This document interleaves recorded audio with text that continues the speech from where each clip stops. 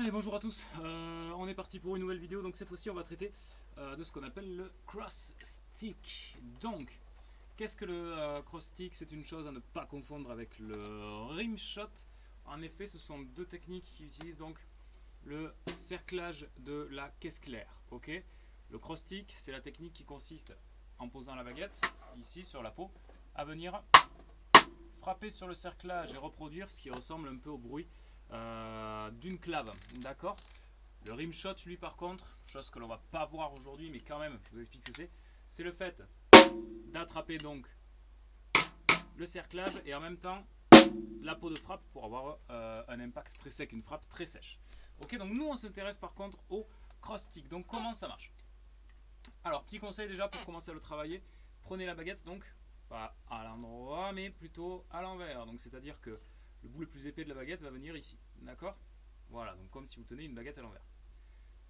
Vous avez votre fameuse pince, ça bouge pas, le pouce et l'index vont tenir en fait la baguette, ok. Sauf que là, vous allez venir positionner en fait la baguette sur la caisse claire, d'accord, tout en gardant la pince. Et le but, ça va être de bien, au début c'est ça qui va être embêtant, c'est de bien placer la baguette en fait. Donc faut pas que la baguette fasse tout le diamètre de la caisse claire, c'est-à-dire que l'olive soit collée contre l'opposé du cerclage. Faut avancer un petit peu. D'accord, avoir la main à peu près positionnée au milieu et obtenir ce son vraiment de clave. Si vous avez ce son là un petit peu voilà, typiquement de clave, c'est que c'est bon, c'est que le positionnement est bon. D'accord. Donc là j'ai la main à peu près au milieu, l'olive décollée de quelques centimètres du cerclage. D'accord. Et ici, au niveau de l'endroit où je viens frapper avec la baguette, pareil, là j'ai 5 cm en gros qui dépassent du cerclage ici. Donc faut pas trop avancer non plus. D'accord. Sinon on va pas avoir un joli son. Voilà, faut se tenir avec la main au milieu à peu près. Ok. Donc pour ça je vous ai proposé quelques petites rythmiques en fait pour essayer de vous entraîner à cette technique du cross stick. La première, donc inspirée de No Woman No Cry de Bob Marley, donc rythmique très reggae on va dire. C'est une technique qui se retrouve pas mal sur le reggae. Donc si on regarde, le cross stick se note en fait au niveau de la caisse claire. On remarque un petit cercle qui entoure en fait la note de la caisse claire, c'est le cross stick. D'accord. Décroche joué au Charleston. Un accent sur tous les contretemps, ça c'est pour ceux qui se le sentent, ok, qui sont à l'aise justement avec ce genre d'accent. D'accord. Sinon vous pouvez faire sans. Et la grosse caisse qui va accompagner donc le coup de cross stick et aussi qui sera donc sur le premier temps de la première mesure. D'accord. Je vous joue lentement ce que ça donne avec les accents. 3, 4 et...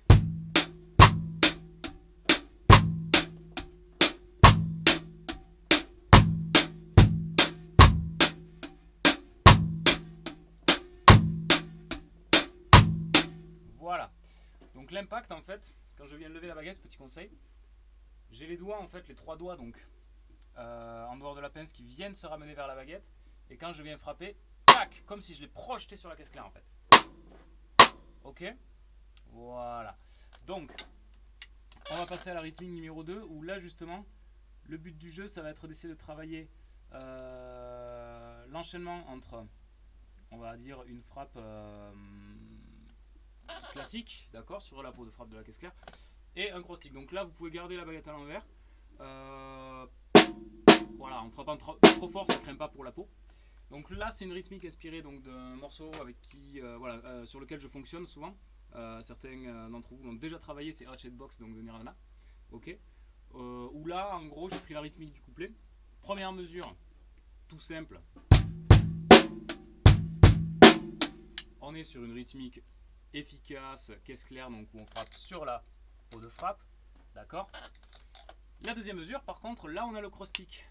D'accord. Donc il va falloir se placer de manière à avoir donc le cross stick. Et ça donne ça. Tac. Et après on fait la reprise, on reprend la position normale où on vient frapper sur la peau de frappe. Attention, conseil à ne pas trop vous précipiter. Le but c'est, dès que vous avez terminé avec le dernier coup de caisse claire ici, voilà, commencez à anticiper et venir déjà vous préparer à faire le cross stick. N'attendez pas le dernier moment, sinon vous allez vous précipiter, la baguette va partir dans le décor, bref. Mais attention à pas trop vouloir aller vite sur le positionnement, d'accord? Parce que ça, du coup, vous risquez de mal vous placer et d'avoir un son un peu crado. Donc le but, c'est de s'entraîner déjà à bien se positionner et à avoir ce son vraiment de clave, même sans forcément faire les rythmiques que je vous ai envoyés. Hein. Juste voilà, en prenant position, d'écouter. Voilà, et si vous trouvez à peu près ce son, peut-être que c'est, voilà, ça veut dire que vous avez une bonne position au niveau de la baguette et aussi au niveau de la peau de frappe. D'accord? Donc voilà, dernier rythmique, un petit peu plus, ouais, légèrement plus compliqué. Hop, et j'affiche la dernière rythmique, voilà. Donc là, on va passer du charlet à la cymbal ride ici. En effet, on va avoir affaire à une rythmique un peu plus typée bossa nova, d'accord? Donc musique plus, voilà, originaire du Brésil, Amérique du Sud. Donc, pour l'instant, je vous embête pas avec le charleston, d'accord? Parce que logiquement, sur la bossa nova, c'est bien de garder un charleston sur le 2 et le 4. Le but, toujours prendre le cross stick, hop, la ride qui va faire, qui va remplacer le charleston, et la grosse caisse qui va faire son pattern. Je vous le joue, donc là, il faut être attentif, attention aux petits demi-soupirs qui traînent, ça va donner ça.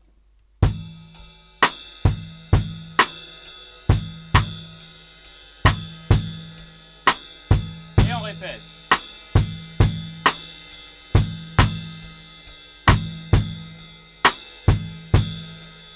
Et etc.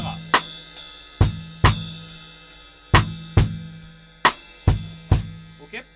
Donc c'est un peu spécial la rythmique de la bossa nova. En effet, bon, là la ride, je vous ai fait un pattern de ride qui est voilà, en croche tout du long, histoire que voilà, ce soit assez simple à gérer la ride. La grosse caisse, elle est régulière en fait, d'accord? C'est une série de poum, poum, poum, poum, poum, de 2 couples assez régulièrement, d'accord? Et donc le cross stick qui exécute un schéma en fait, un schéma que l'on retrouve dans ce style de musique, ok, une clave justement. Donc voilà, de quoi vous occuper et vous entraîner donc pour ceux qui ont déjà appris le cross stick ou de découvrir pour ceux qui ne savaient pas ce que c'était en fait. Donc libre à vous de vous essayer. C'est une technique que l'on retrouve souvent et puis dans tous les styles, ça peut se retrouver le cross stick.